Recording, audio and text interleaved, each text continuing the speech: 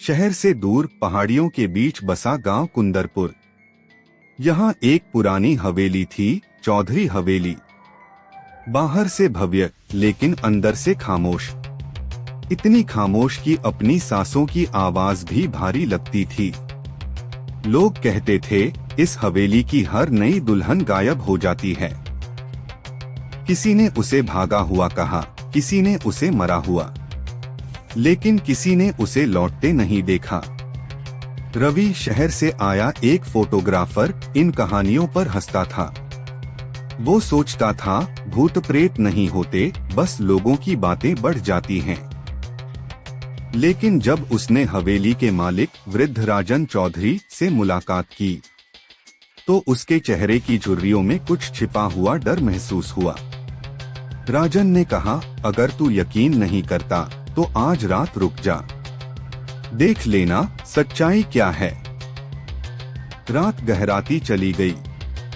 हवेली के भीतर ठंडी हवा के साथ हल्की गुलाब की खुशबू फैली हुई थी।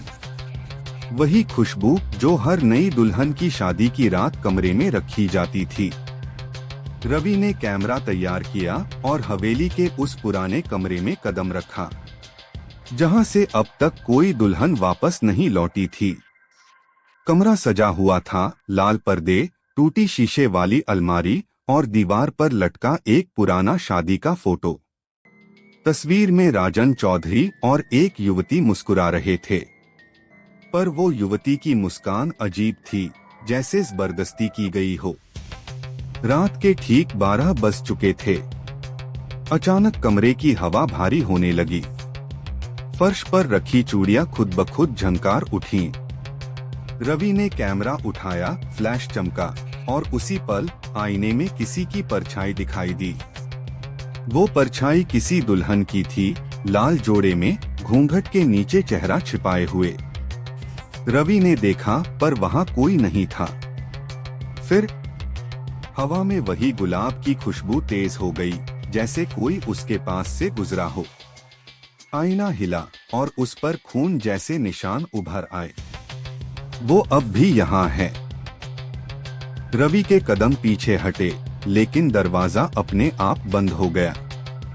कमरे की दीवारें जैसे सिसकने लगीं और आईने में कई परछाइयां एक साथ दिखने लगी।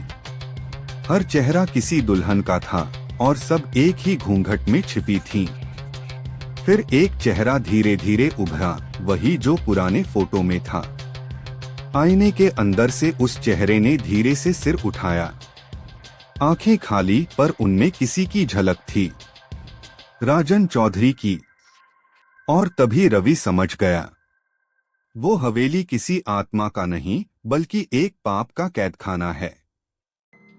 सुबह गांव वालों ने देखा, हवेली का दरवाजा खुला था। राजन चौधरी अकेले बरामदे में बैठे थे, हाथ में लाल चूड़ियां पकड़े, और सामने दीवार पर एक नया फोटो टंगा था। उसमें अब रवि और वही दुल्हन मुस्कुरा रहे थे। उस दिन के बाद चौधरी हवेली फिर से बंद हो गई। लेकिन रात को हवेली के उस कमरे से अब भी कैमरे की क्लिक की आवाज आती है, जैसे कोई नई तस्वीर बन रही हो, किसी और नई दुल्हन की।